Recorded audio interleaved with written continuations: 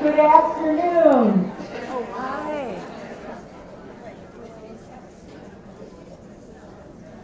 Welcome to the program.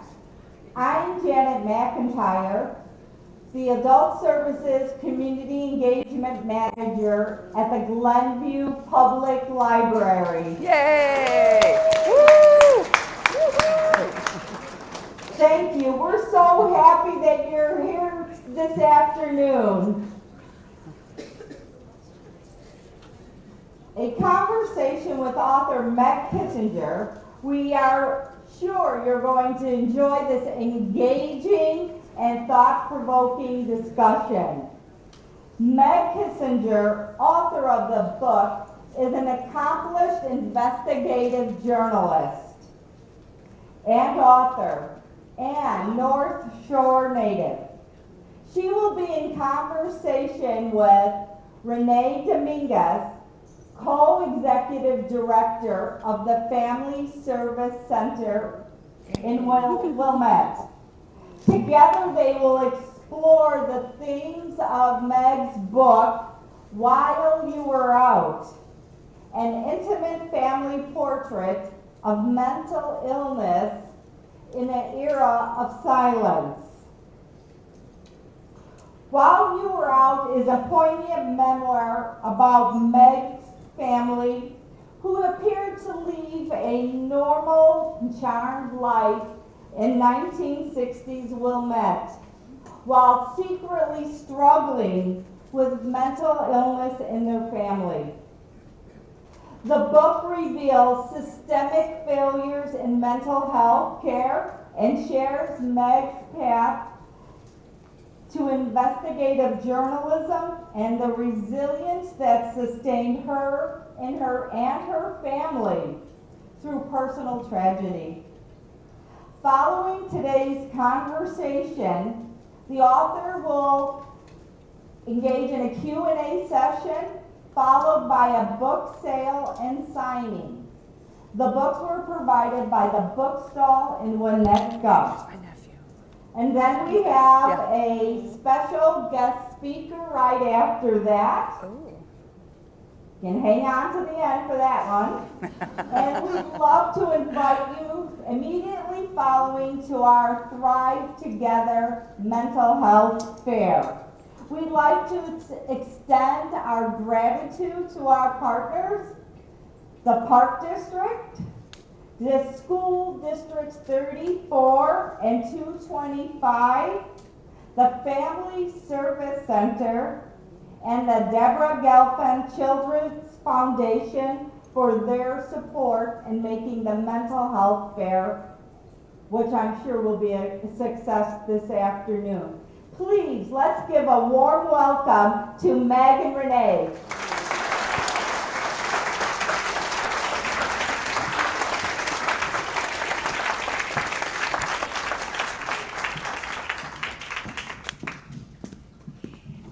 Yay, I didn't trip.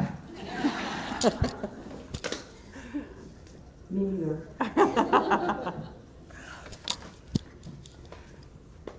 Well, hello. Hello to you. And hello to all of you. I am so grateful, and this just is like a dream come true. Here we are on a blustery or dim, dull November afternoon to gather to talk about mental illness and suicide. But we're going to do so with all great intention. And I'm so glad that you are here. I'm also really thankful to be here and that you guys are here. It's an actual privilege and an honor to be invited to have this opportunity to talk with you about your book and about the challenges that you experienced in your life and about the mental health system, as we'll call it. I'm aware that when I look out this way and I see all of you people, my anxiety gets a little big. Just think of them all wearing underwear. Okay, there you go. So I'm going to focus here and have a conversation with you. It sounds like what we're planning on doing is having about a 45-minute conversation, and then we'll be opening it up for a Q&A, and then we'll have a special guest speaker after that for a few moments. Okay, so Meg, and I want to say that I had a chance to meet Meg briefly. Right. One phone call, Mhm. or Zoom. Zoom, yeah. Yeah. And so we got to know each other a little bit, but we're still getting to know each other right now. Fair? Yeah, fair. All right. All right. So one of the things that I want to say, or sort of start off with, is by acknowledging that I think the book that you have written is really important. Thank you. And so I say that as a psychologist who now practices in the North Shore, and you are a neighbor in the North Shore. You were when this book was written, the time this book was written. And I think that it represents something that is not spoken about in the North Shore a lot. So as a psychologist who works with folks here in the North Shore, I think, and I run a not-for-profit community mental health agency who works with people in the North Shore, this is really important. There are a bazillion messages I think that people can benefit from hearing and learning. And so I want to thank you for writing this book as a psychologist. And then as a human, I want to acknowledge that it spoke to me in a bunch of different ways. As the daughter of a mom who was the caboose of 8 kids, Yeah.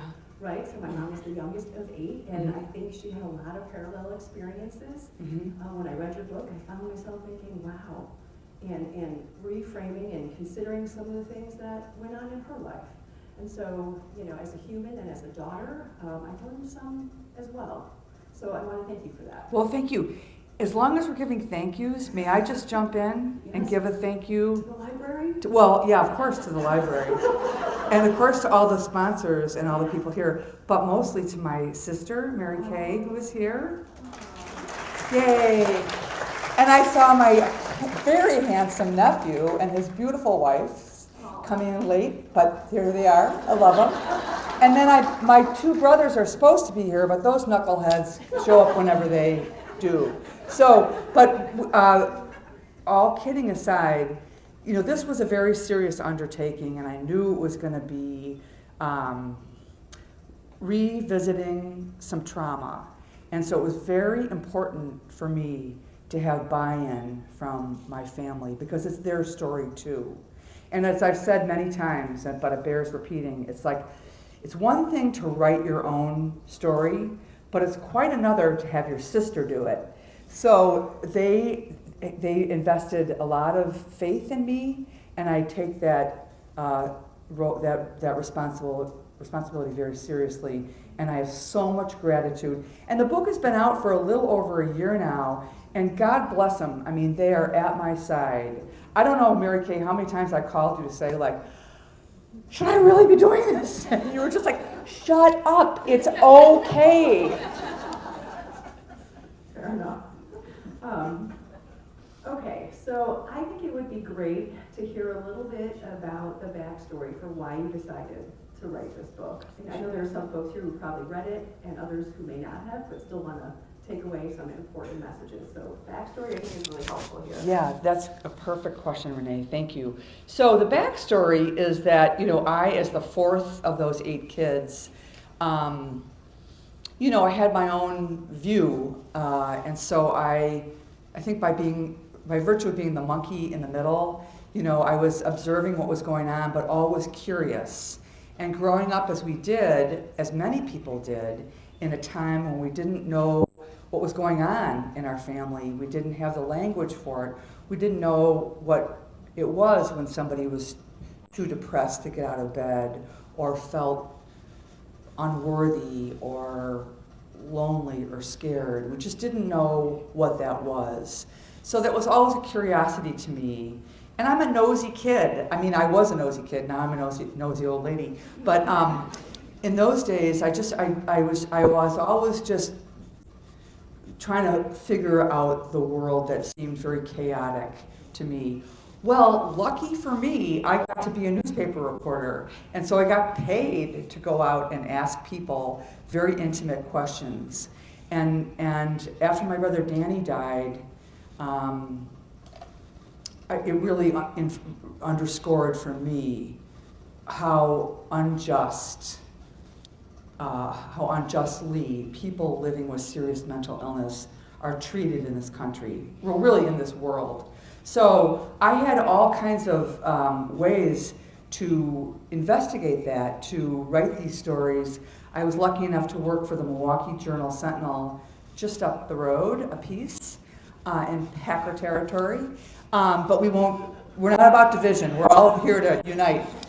Anyway, they let me run amok, for 25 or 30 years. I got to travel all over this country writing stories about how people with mental illness are discriminated against.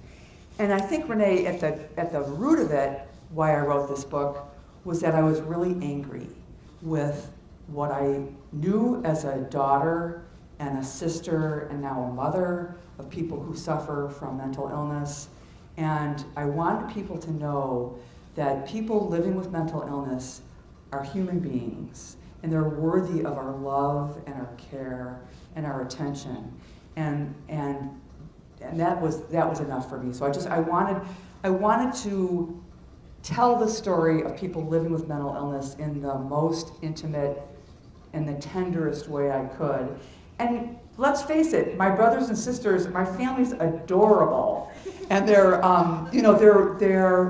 lots of fun. I mean, our house was hopping. There's people in the audience here today who spent a lot of time at 1228 Greenwood Avenue. The Kissinger family had a lot of fun. So I wanted people to know that. I wanted readers to fall in love with my family and care about them, and then watch, as things took a dark turn, and have that be kind of the template for what we need to do to go forward with better understanding. I appreciate that frame. A couple of things come to mind for me when you talk about that. I was thinking about how it seemed like you spent 25, 30 years writing about these stories, uncovering the horrors, and it got some movement, but not a ton. Right. And I remember reading a story where you were finally like, I can't do this anymore. Right. There's got to be a different way. Right. And so shifting this focus to this, your family as a vehicle Right. for being able to highlight the reality of these circumstances. So it's the first thing that came to mind. The second thing that came to mind for me is one of the things I noticed in the book that I thought I enjoyed reading your book. I appreciate your humor, and I appreciate the endearing nature that you brought to each of your family members, and the honesty with which you talked about how hard it was too. So there was this process that I observed which felt really organic to me, where it might have been anger at Homer for going to play golf the morning your brother died, or it might have been Nancy sucking up all the oxygen in the air, and your other brother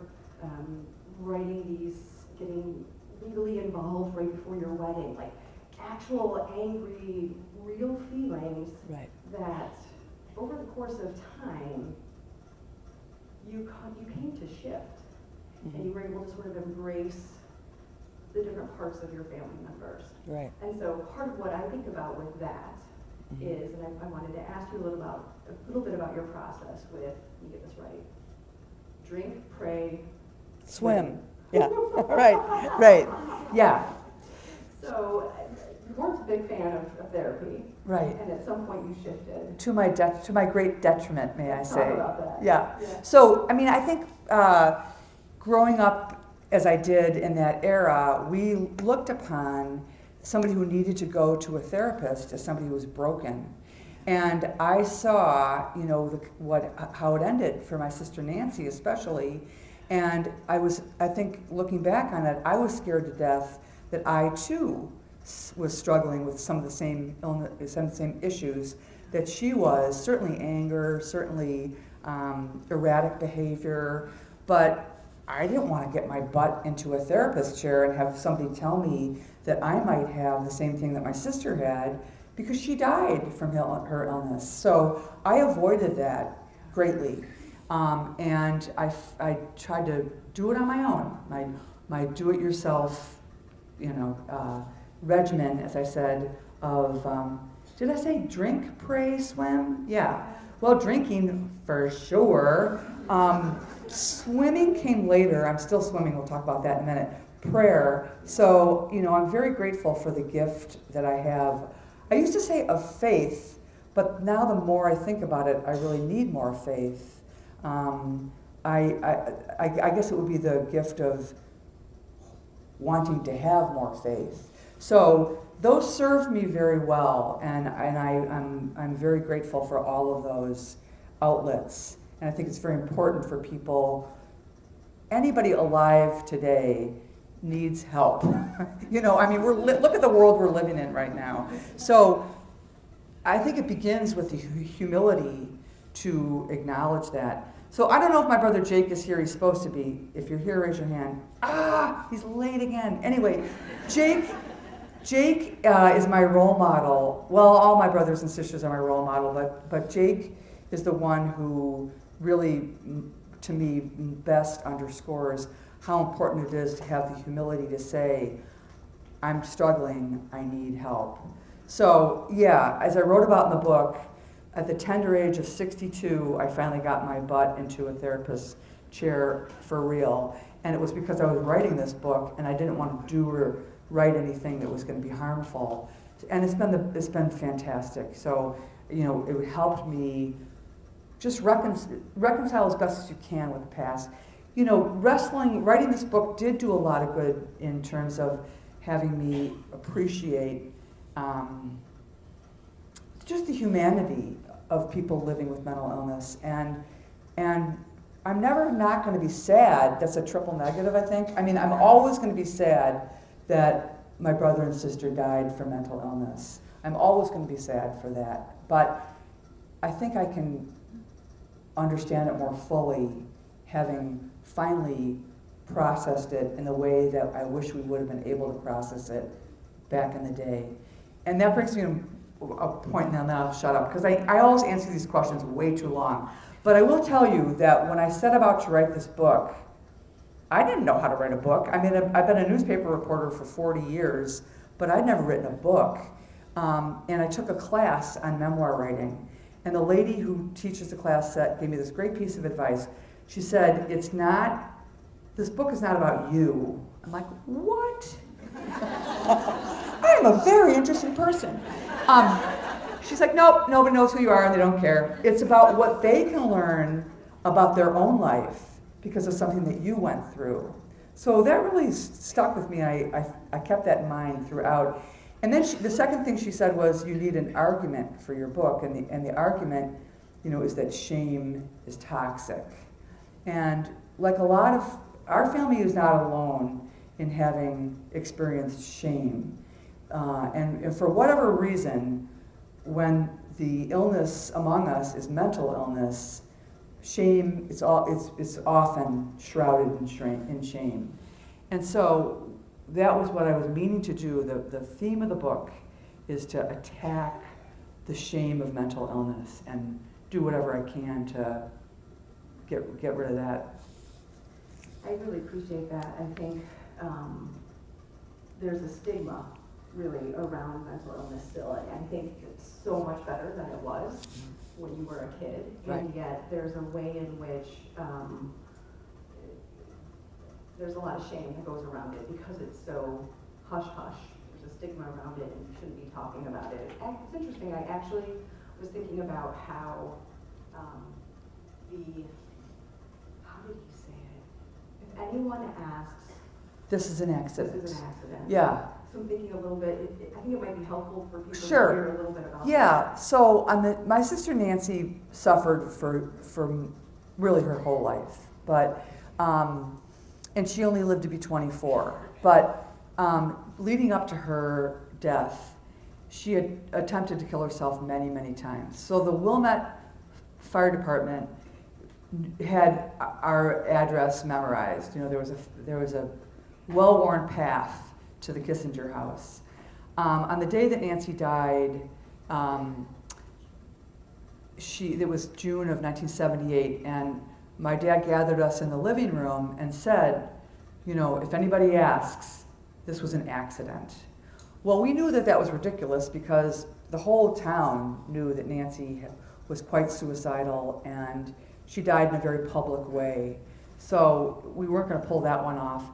But he was saying that not to be mean, because my dad was not, well, he could be mean every once in a while, but he wasn't. He was a wonderful person, but he was scared. He was ashamed. I'm sure he was ashamed, but he was also legitimately afraid that we were not going to be allowed to have a funeral mass for her. We're Catholic, and at that time, you know, there were several instances of people dying by suicide not being afforded the dignity of a Catholic funeral and burial in our family in a Catholic cemetery.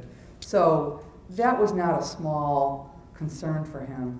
But what that did was it scared me. It scared all of us. It made us, it underscored that this was something to be not discussed publicly, and it was shameful.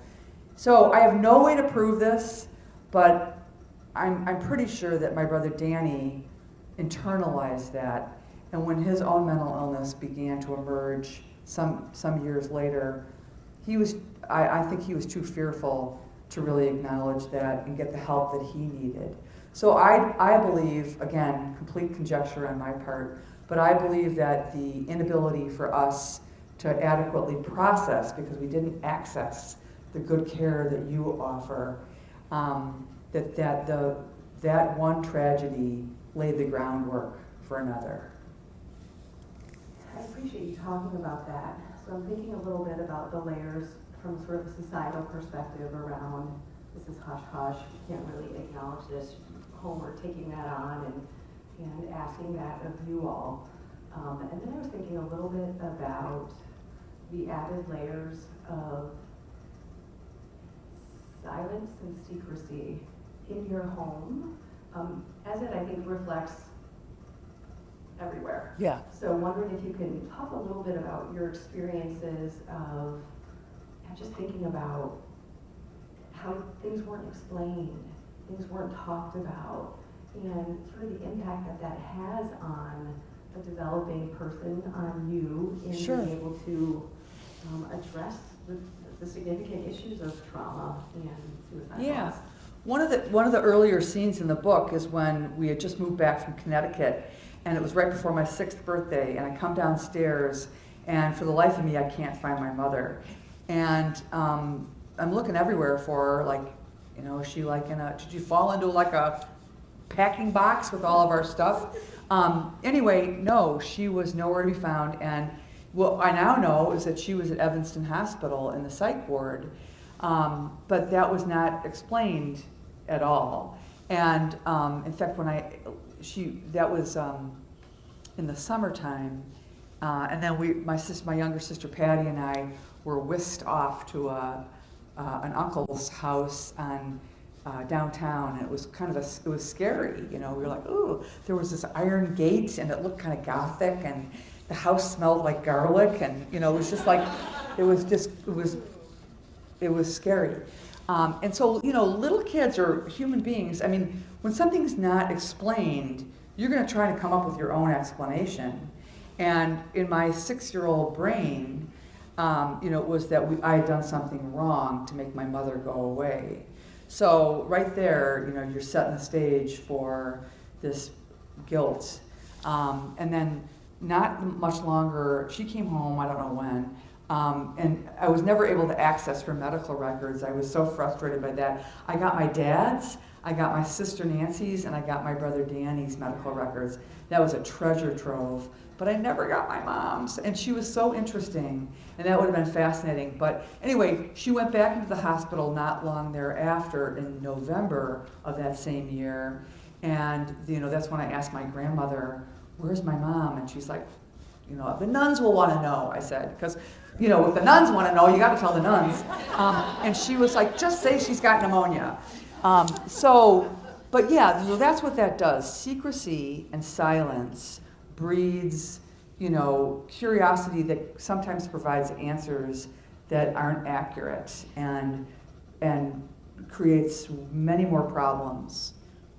I also was just thinking along the lines of shame and guilt, right? So if it's not okay to talk about it and you're keeping secrets, whether it's a secret of an abortion, it's a secret of a suicide, if it's a secret about mom being in the psychiatric unit, that it's shameful. Right. And so I had this great conversation recently about the difference between guilt and shame. So, Father, help me out here. I think a little guilt is okay.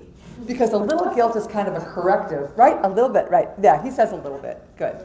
Okay, so, I mean, because I think guilt is kind of your guardrail, or like what, that's a word that's used a lot lately. But anyway, guilt is a way to check in with yourself and make some course corrections if needed. But when that's left to fester, when that doesn't get resolved, unresolved guilt turns into shame. And I think of shame as having no useful purpose. Is that right, Father? Yeah, Father says that's right.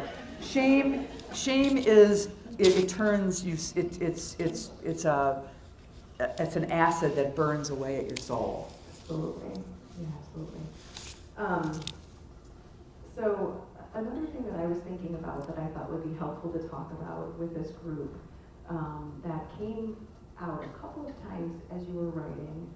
That I noticed, you were reflecting on both of your siblings' suicide deaths, and you were reflecting on how might I have handled that differently?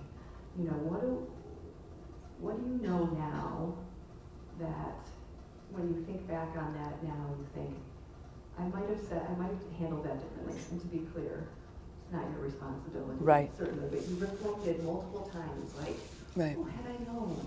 And so I think it's really important to think about this, and it's a common thing that people have a lot of fear around.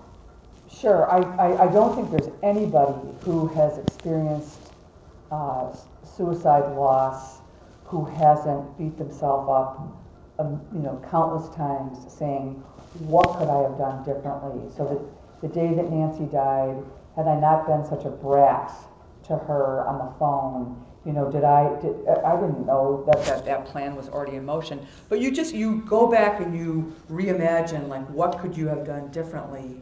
So, and then, with my brother Danny, ditto, when he revealed to me that day that we were walking along the shores of Lake Michigan, that he sometimes had thoughts of killing himself.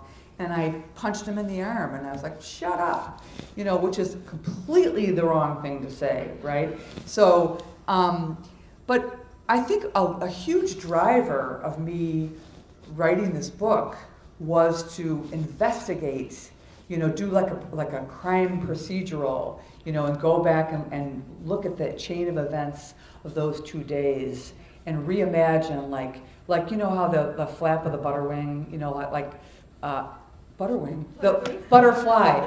I don't know what a butterwing, but it sounds delicious. Anyway, the flap of a butterfly and how that can change the course of history. So it's so human to wanna, first of all, put yourself into the equation. I don't think my sister was thinking one lick about me. I don't think Danny probably was either. They were just probably in so much pain, they just wanted to get out of it. But we left to make sense of it, or to try and make sense of it, can't help but just try to figure that out. So I never was, but that was a motivator. So when I was writing this book, it was, I kept going back to that, to what could have been different. What if my mother didn't go to the hairdresser that day? What if Homer was my dad, goofy nickname, I know, but whatever, it's what it was. But what if he had not gone to play golf that day? So those are very unfair questions. I realized that finally, let's not blame them. Let's not blame anybody. It's what it was. How did you get to that? Because I think there are a lot of people who hold on to that and beat themselves up, for lack of a better way to put that. I mean, I got through it by living with it for all these years. Nancy died in 1978 and Danny in 97, and I don't think I could have written this book 1 minute before I really did. I made several attempts over the years, but I wasn't brave enough to like tell the truth. So I wrote it as a fictional account, and like the heroine was a plucky little kid named Maggie, and then she had a cute little curly-haired sister named Patsy. You know, so I mean, I wasn't even clever enough to like come up with names that would have hidden. And then I knew that anybody who knew our family would know it was really a story about our family. So, and then as a newspaper reporter, I just can't not tell the facts as I know them. So that didn't work. But yeah, that was a huge motivation, was to try and reimagine. But it was just ultimately realizing that, well, it's like the Mary Oliver poem that I organized the book around. So this beautiful poem, and you know, just full disclosure, I am not a great reader of poetry. I'm embarrassed to say that, especially with a library event.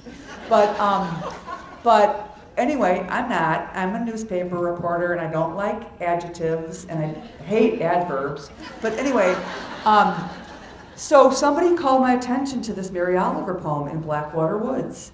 And the final stanza goes like this: to live in this world, you must do three things. Love what is mortal, hold it against your bones, knowing your whole life depends on it. And when the time comes to let it go, to let it go. And I was like, holy cow, that's my family story. You know, I love those mortals so much. I spent all those years as a reporter holding against my bones, knowing my whole life depended on it. And then ultimately writing this book, letting it go. That's great. Thanks for sharing that. Thank you, Mary Oliver.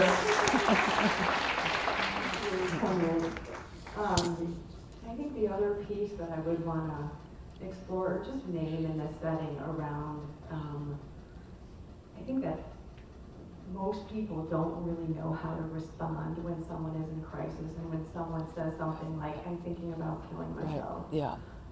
And in the book, you talk a little bit about reflecting on maybe if I could have said something like, I'm sorry you're hurting so much. Right. I'm here for you. I Yeah. love you. Is there anything I can do for you?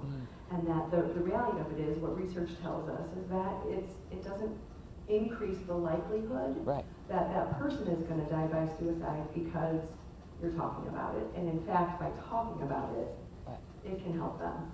Yeah. And so that's another piece that I really appreciated that you wove into your story. It took me long enough to figure that out. Oh my gosh. So yeah, I mean, if somebody is despairing to that degree that they are considering taking their own life, you're not putting that idea in their head. It's already there. But what you're saying to them is, I'm here to listen to you, and let's just talk. Let's just talk and connect you to someone who can be helpful, right? So I appreciated that in your book for sure.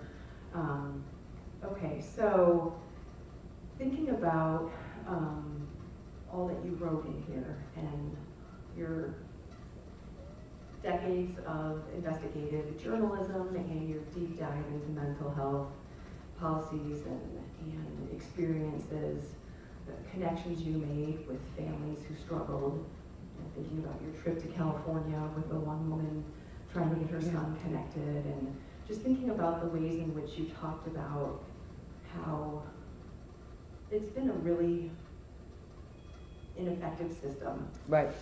I wonder from a more hopeful perspective, when you think about moving forward, after all that you've learned and that you've seen, what are some of the things that you feel hopeful for looking forward that you think would be, sort of next steps? Yeah, I am really hopeful.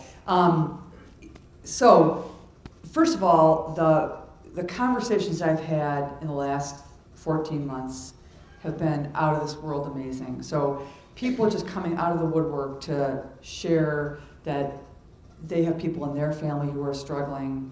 So, it used to be like we didn't know where to turn pre-internet, or, my mental health education was like one episode of Marcus Welby where there was a suicidal teenager.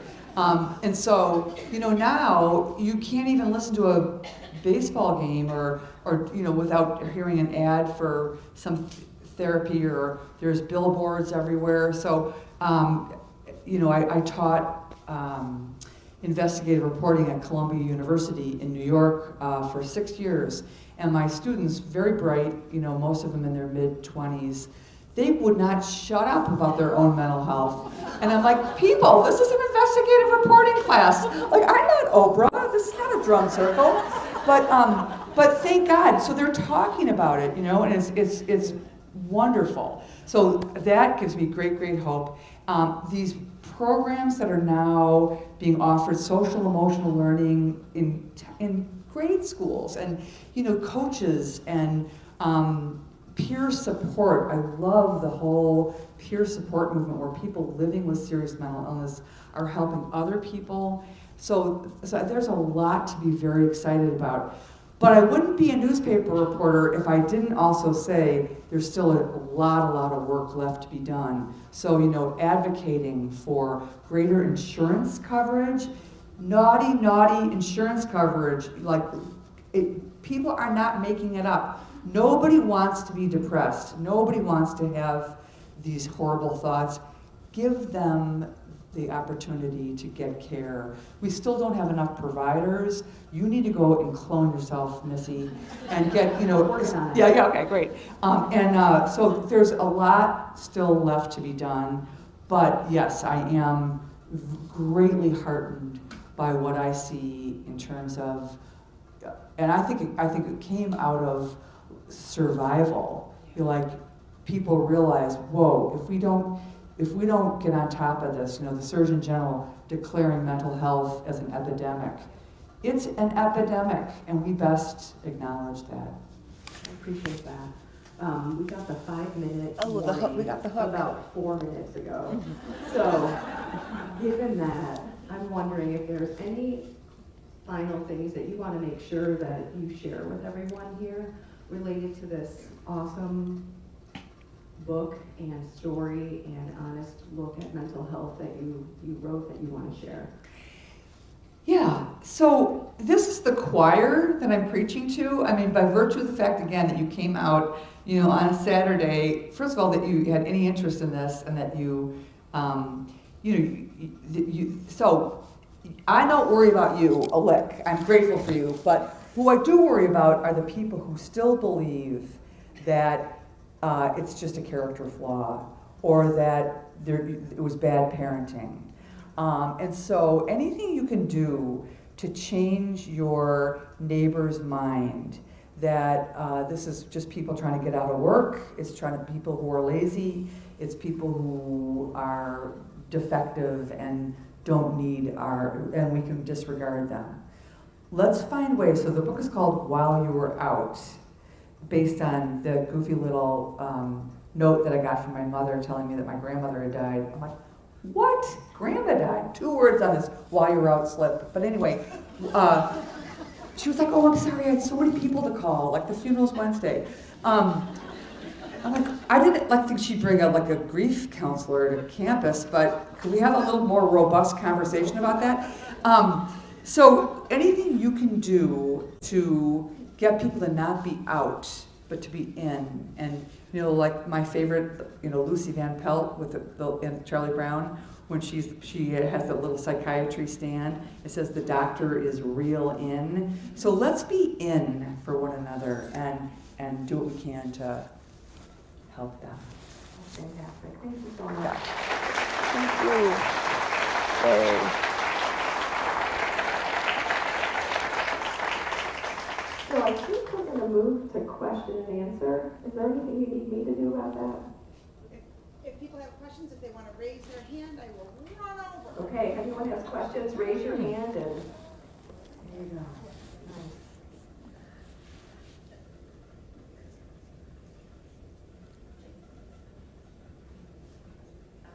Renee probably. It's supposed to be on. Oh, can you hear me? Okay. I'm an ER physician over at Lutheran, actually. General. I don't think your mic is on, unfortunately. There we go. Can you hear me now? Yeah. Okay. Speak real loudly, though. Yeah. I'm an ER physician over at Lutheran General. And I can just tell you that even in the last few shifts that I've had, the desperation that we have for patients who come in for mental health still is there. Not having services for them, not being able to care for them the way that we should. And our biggest fear right now, and this is something I think everybody can do, is that with the upcoming possibility of a new HHS director, is that we write to our senators, and because there will be massive cuts in mental health if this goes through.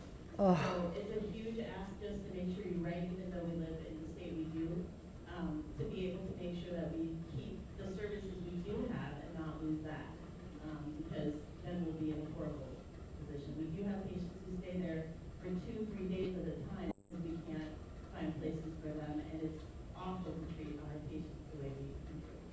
I am so glad you brought that up. Thank you so much. Yes. If you are a firearm, please make sure you keep that in the safe as well, because that increases the risk of suicide by about 300 times. So there's another thing. Wonderful. Thank you. I had a question about writing the book because I was impressed with the amount of detail. So I was just curious how you went about capturing all the details. Did your family help? Because it's hard to recall things, from your past. Yeah, they did help a lot. So what I did was I got a legal pad and I wrote 75 different scenes. And another thing that memoir coach taught me was that you can't put everything in, from like the day that your great-great-grandparents were born to like what you had for lunch yesterday. I mean, I think I kind of did a little bit of that, but so I wrote 75 different scenes, and then I went back and not all of them made it into the book, but I did have to call my brothers and sisters a lot and say, like, did I get this right? You know, did we really, so here's an example. My sister Nancy died on a Friday night. Her wake was on Sunday afternoon. The funeral was on Monday, and then on Tuesday, boom, we were like back doing whatever it is we were doing. And I called my siblings and I kept saying, that can't really have been how it went. And they were like, oh, yep, it was. So, but then there were some things that I think I got a little fancy with, like when I recreated the scene of that Thanksgiving of 1963, and I have like Mary Kay carving, you know, my grandpa carving the turkey, like Mary Kay feeding Danny, baby Danny, you know, and then like Billy and Patty are practicing somersaults. Like, it couldn't have been that, you know, cutesy. That was like right out of Norman Rockwell or something. So I even said that in the book, though. I said, to my credit, I said it can't have really happened this way, but in my memory it was that way.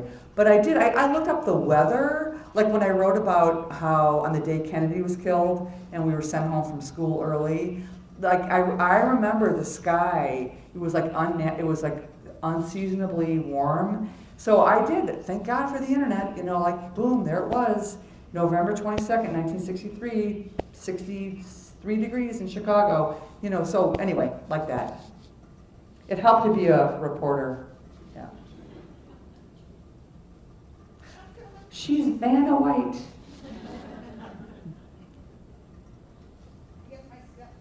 Yeah.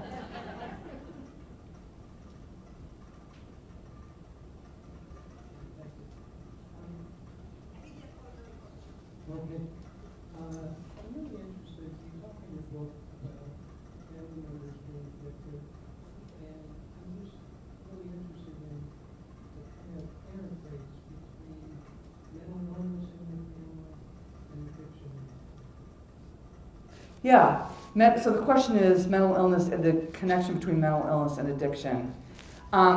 First of all, I don't have the answer to that because I'm a newspaper reporter and not a scientist. But what I know from my reporting all those years is, of course, not a surprise, there's a huge connection, right? So people who are anxious often feed that anxiety or with alcohol or pills of some kind, whatever. I think it's so fascinating how many people in our family suffer from bipolar. And I don't know if any of you have read a book called Hidden Valley Road. Yeah, it's a great book. Bob Kolker, wonderful guy. And so that was a family of 12 kids, making the Kissingers look like a bunch of pikers. And and 6 of them had schizophrenia. So I'm bet the genetic component is fierce. And I wish, like, I was thinking, like, wouldn't it be great if we all, like, gave blood or whatever you do and, like, followed, just for epidemiologically speaking, you know, just to know how it clusters in families. I don't, you know, I don't have any,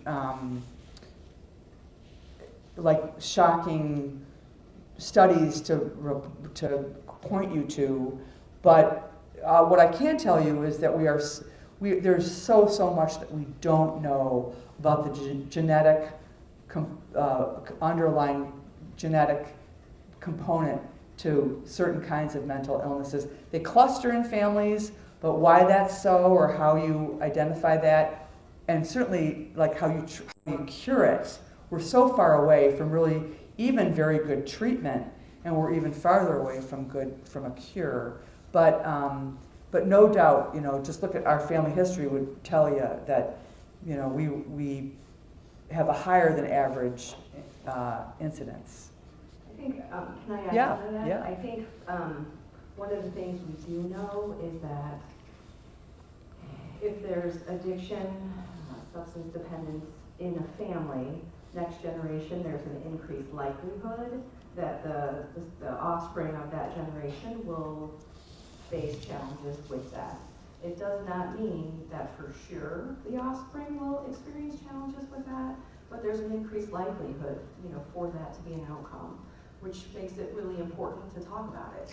Yeah, Know, yeah. Right? And to communicate. Same thing with mental health, many of these disorders. There's an increased likelihood within a family if you've got parents who have bipolar disorder. There's an increased likelihood that the offspring has that as well. Again, education and developing coping skills and getting in front of it is one of the ways in which we navigate that in a healthy, more successful way. Which is why when you don't talk about it, you're masking these symptoms. You know, can you imagine if we all had, you know, in our family, if we all had leukemia, but we didn't talk about, you know, we didn't talk about that? Like, or we just started getting these bruises on our legs, but didn't report that to one another. So how are we as a society going to get to learn more the signs of these illnesses unless we report those symptoms and we say them without any shame? Yeah.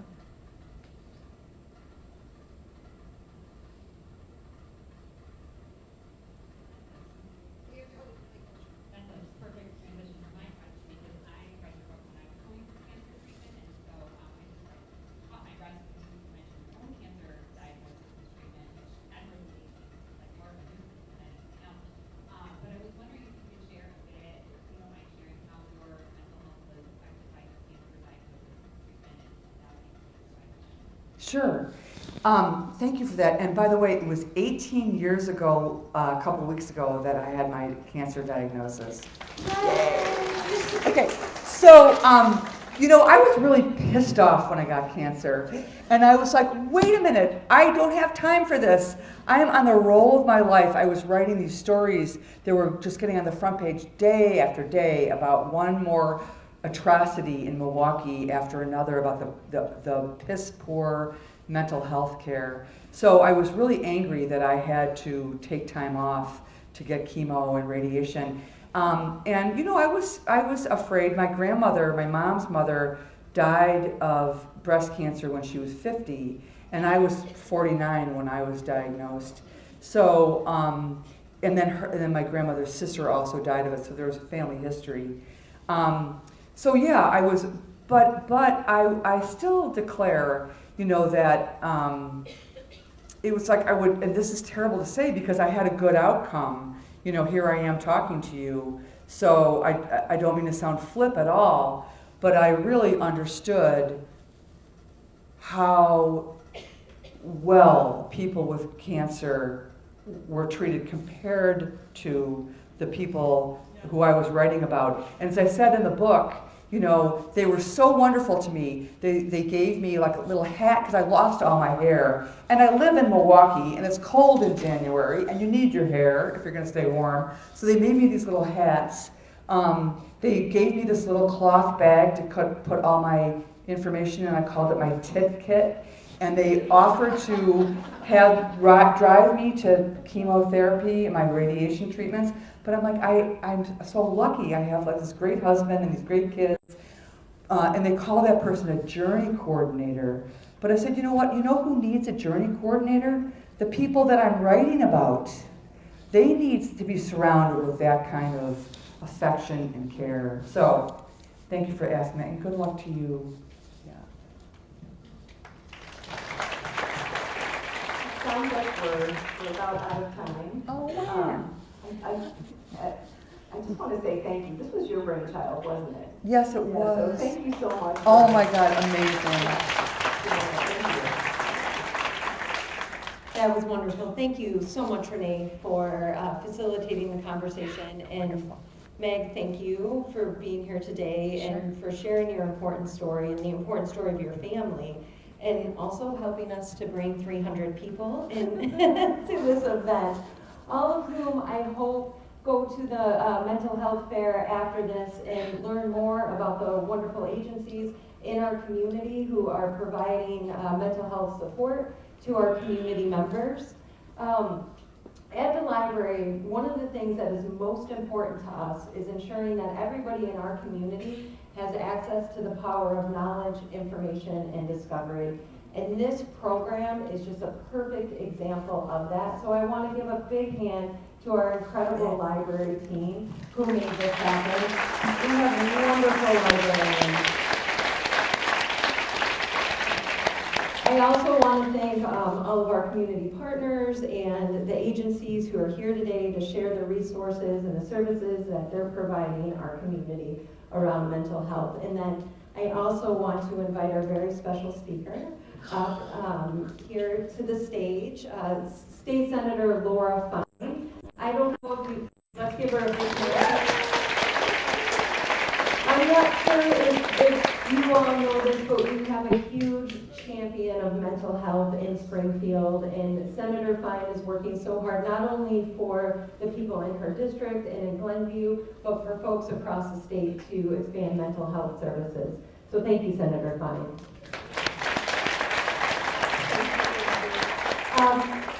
Gosh, thank you to our library, and thank you for being in a community that cares, because this is the ground floor of where we need to get done.